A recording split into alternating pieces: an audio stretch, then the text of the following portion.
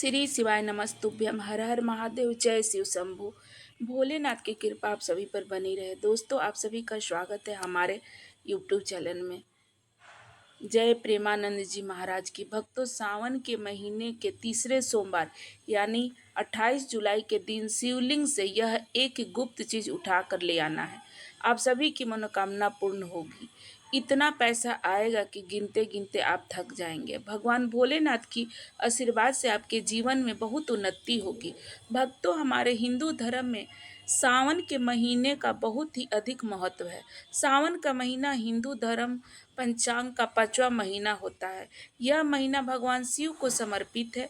इस महीने में शिव भक्त भगवान शिव की विधि विधान से पूजा अर्चना करते हैं और सावन के महीने के सोमवार का महत्व और अधिक होता है। इस माह में शिव की पूजा अर्चना करने से सभी मनोकामनाएं पूर्ण हो जाती है। धार्मिक मान्यताओं के अनुसार सावन के महीने में भगवान शिव और माता पार्वती की विधि विधान से जो लोग पूजा भक्त करते हैं उनकी सभी मनोकामनाएं पूर्ण होती है। उन इसके साथ ही सावन के सोमवार व्रत रखने से भोलेनाथ की विशेष कृपा होती है। दोस्तों, इस बार 11 जुलाई से सावन की शुरुआत होगी और 9 अगस्त को समाप्त होगी। इस सावन में 4 सोमवारी व्रत होंगे। इस सावन के महीने में किसी भी व्यक्ति ने भगवान भोलेनाथ की थोड़ी सी भी पूजा आराधना कर लिया तो उस व्यक्ति के जीवन की सभी मनोकामनाएं पूर्ण हो जाएगी। इस व्यक्ति के जीवन में हर कष्ट दूर हो जाएंगे और उस व्यक्ति के जीवन में धन आना शुरू हो जाएगा। भक्तों, वीडियो शुरू करने जा रहे हैं।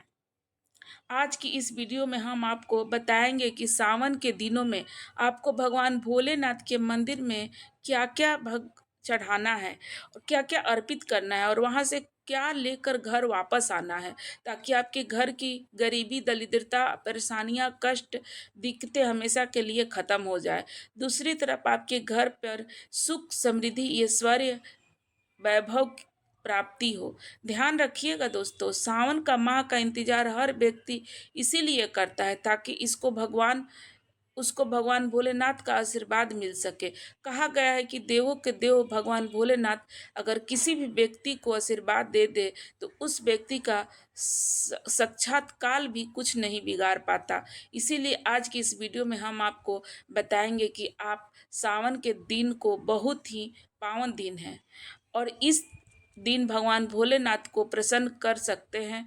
कैसे आपको भगवान भोलेनाथ का आशीर्वाद प्राप्त हो सकता है और कैसे सावन के दिनों में शिवलिंग की आपको पूजा करनी है और वह भी खास उपाय करते हुए कैसे आपको शिवलिंग पर क्या क्या चढ़ाना है और क्या क्या वहां से लेकर आना है, घर वापस लेकर आना, ताकि आपको घर पे अन्न धन का भंडार भरे रहे। तो देखिए दोस्तों, आपके जीवन में कितनी भी बड़ी परेशानियां हो, कितनी भी बड़ी दिक्कतें क्यों ना हो, मान लीजिए आपके जीवन में धन की समस्या है,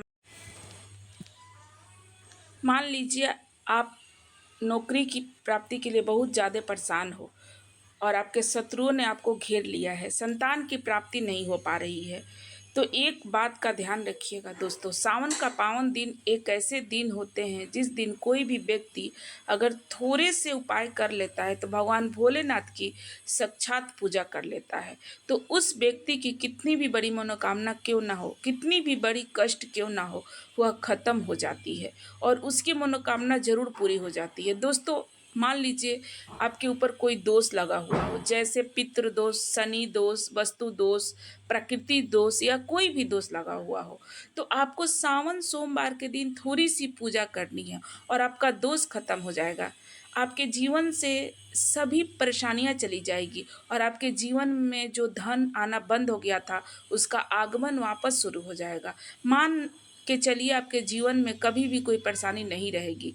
बस दोस्तों, आज की इस वीडियो में लास्ट तक जरूर देखिए और मान के चलिए भगवान भोलेनाथ के आशीर्वाद से आपकी सभी मनोकामनाएं पूर्ण होगी और आपके जीवन की सभी परेशानियां भी चली जाएगी। देखिए, एक बात कही गई है कि जब भी हम भगवान भोलेनाथ की पूजा करते हैं, हमें धैर्य रखना चाहिए, विश्वास रखना चाहिए और श्रद्धा के साथ भगवान भोलेनाथ की पूजा करनी चाहिए, क्योंकि भगवान भोलेनाथ बहुत ही भोले हैं।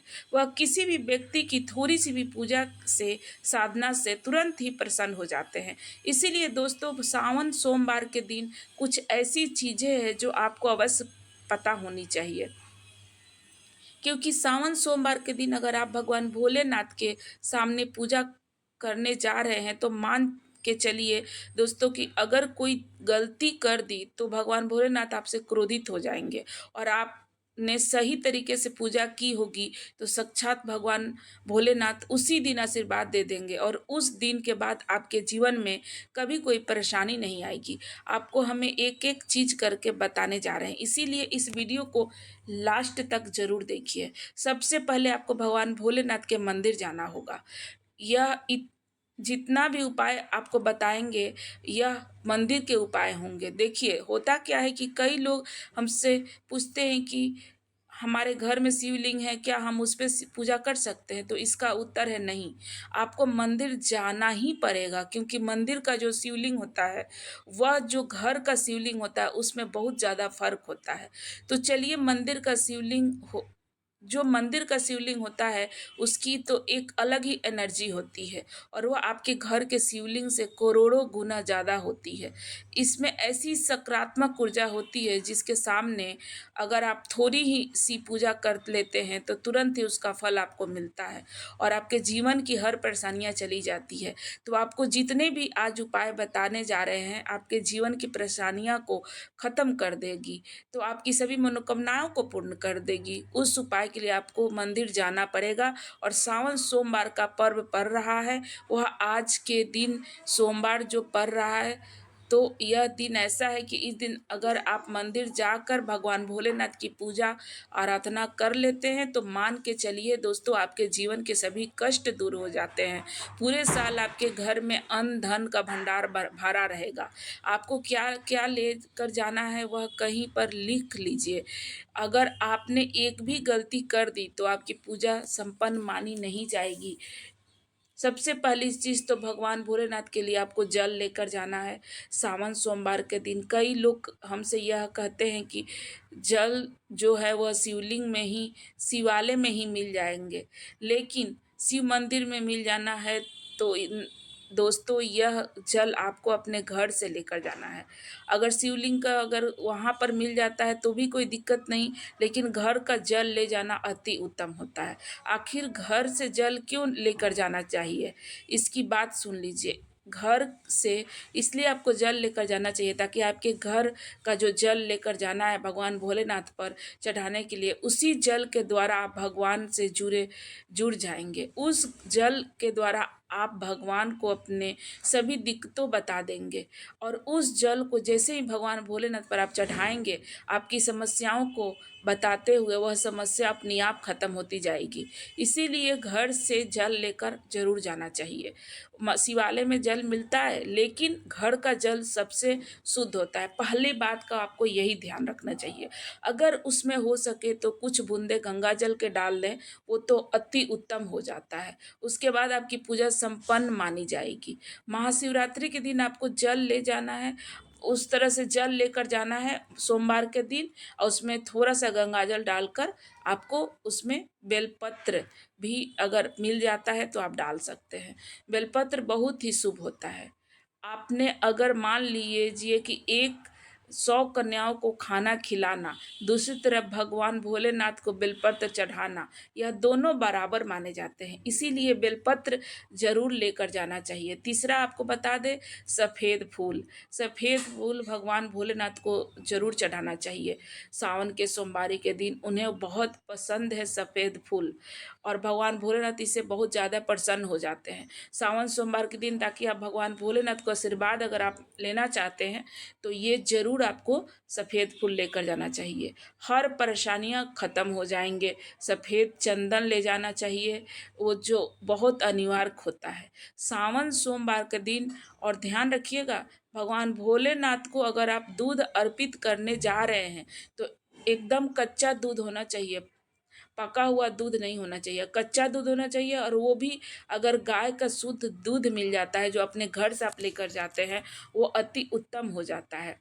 अगर आप उनको चढ़ाते हैं तो आपको मनोकामना पूर्ण होता है। डिब्बा बंद लेकर जाते हैं वो तो होता है, लेकिन उतना सही नहीं होता।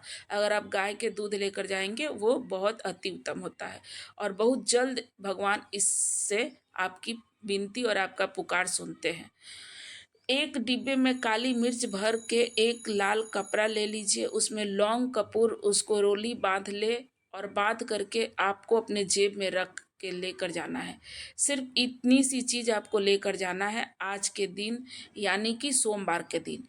अब आपको पूजा कैसे करनी है चलिए आपको बताते हैं। बहुत ध्यान से लास्ट तक देखिएगा, और जितना भी चीज़ आपको बताने जा रहे हैं उन सब चीज़ों को आपको लेकर जाना है, और शिवालय से वापस लेकर आना है अपने घर, ताकि आपको धन की प्राप्ति हो सके, आपकी कोई भी मनोकामना हो वो सब पूर्ण हो जाए। भक्तों, आप पहले जाएंगे मंदिर, सबसे पहले आपको इस बात का ध्यान रखना है, मंदिर जाने से पहले ही काले या नीले कपड़े का धारण करके मंदिर जाए, वरना भगवान भोलेनाथ आप पर क्रोधित जरूर हो जाएंगे।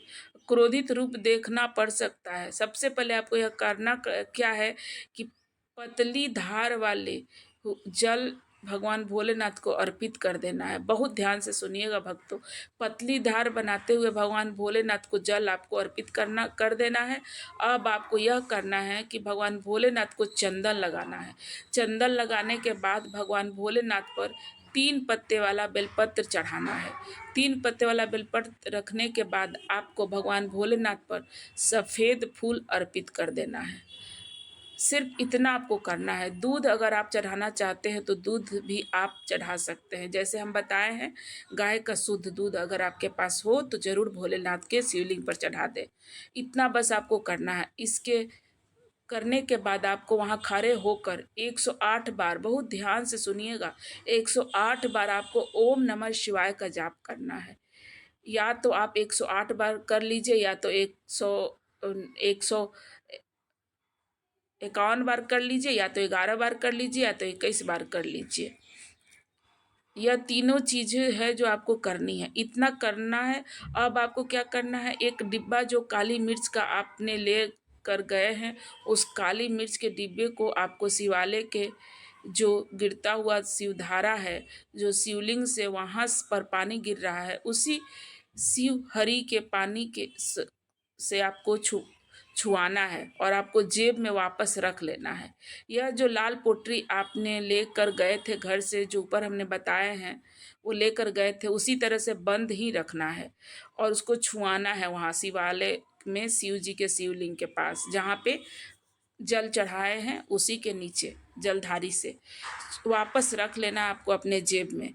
जिस लोटे से आपने पानी लेकर गए हैं, जिस लोटे से आपने दूध लेकर गए थे, उसमें आपको क्या करना है, आपको जो भगवान भोलेनाथ का पानी वहाँ पर गिर रहा है, भक्तों ध्यान रखिएगा, शिवलिंग का जो पानी नीचे गिर रहा है, उसी पानी का थोड़ा सा पानी आपको लोटे में लेकर आना है। ध्यान रखिएगा, आपको अपने लोटे में पानी भर कर लेकर आना है। वह पानी वापस बचाना नहीं है, सब वहाँ पर गिराना है और वहाँ पे वापस लेकर आना है। थोड़ा सा पूरा आपको भगवान भोलेनाथ को अर्पित कर देना है, और जो बचेगा शिवलिंग से पानी गिर रहा है, उस पानी को आपको अपने लोटे में वापस ले लेना है। भक्तों, मान लीजिए आप यह सोच रहे होंगे कि कई लोग वहाँ पर पानी चढ़ा रहे हैं, तो इस बात की आप चिंता न करें, क्योंकि भगवान भोलेनाथ के शिवलिंग पर जब भी पानी चढ़ाया जाता है वो अमृत बन जाता है। कहा जाता है कि कई देवी देवता शिवलिंग के पास अदृश्य रूप में खड़े होते हैं, ताकि शिवलिंग से गिर रहे पानी वह धारण कर सके। इतना पवित्र होता है शिवलिंग से गिरता हुआ पानी। तो शिवलिंग से गिरता हुआ पानी को आपको अपने लोटे में ले लेना है। सिर्फ थोड़ी सी बूंदे ले लेनी है, जितना हो सकता है आपको वहाँ पे लेना है, और उसको वापस घर लेकर आना है। आपके लोटे में पानी लिया है भक्तों, उसको घर पर आते ही घर के लोगों को आपके उनके ऊपर थोड़ा थोड़ा छिड़काव कर देना है। घर के हर कोने में पानी छिड़काव कर देना है। घर के मुख्य दरवाजे पर पानी छिड़काव कर देना है। इतना आपको करना है। इतना आपको कर देने के बाद अब मान लीजिए पूरे साल आपके घर पर नकारात्मक शक्तियाँ नहीं आएगी। आपके घर पर कोई जादू टोना नहीं कर पाएगा। काली विद्या कोई भी नहीं करवा पाएगा। आपके घर पर कोई भी काली शक्ति प्रवेश नहीं कर पाएगी। इस तरह से आपके घर से नकारात्मक शक्तियाँ चली जाएगी और सकारात्मक ऊर्जा घर में वास करेगी। यह इतना ताकतवर वो शिवलिंग का जल और पानी है जो आपको वापस घर पे लेकर आना है। जो शिवलिंग को छू लेता है उसको पूजा में रख देते हैं। वो उसके बाद अब रह गया जो काली मिर्च का डब्बा है आपके पास जो है, उसे आप हमेशा अपने घर में जहाँ शुभ कार्य करते हैं, जहाँ तिजोरी है वहाँ आप इसको रख दें। जैसे मान लीजिए आप बिजनेस मीटिंग के लिए जा रहे हैं, नौकरी के लिए जा रहे हैं या किसी एग्ज़ाम के लिए जा रहे हैं, उस समय आप अपने साथ लेकर उसको चाहिए। मान लीजिए आपके काम में जो बाधाएं आ रही है वो बाधाएं नहीं आएगी। भगवान भोलेनाथ के आशीर्वाद से आपके सारे बाधाएं हट जाएगी और आप जिस कार्य के लिए जा रहे हैं उस कार्य को सफलता मिलेगी ही मिलेगी। भगवान भोलेनाथ पर आपको साक्षात आशीर्वाद मिल गया है सावन के सोमवार के दिन और आपके जीवन से हर परेशानियां चली जाएगी। सावन सोमवार की रात आप अपनी सभी प्रकार के बुरी अनिष्ट शक्तियों से छुटकारा पा सकते हैं। जो लोग माता पार्वती की पूजा कर लेते हैं वो इस दिन अपने घर पर प्रसाद का शिवलिंग रख लिया। आमंत्रित होना चाहिए जो कि शिवलिंग आप रखे हैं।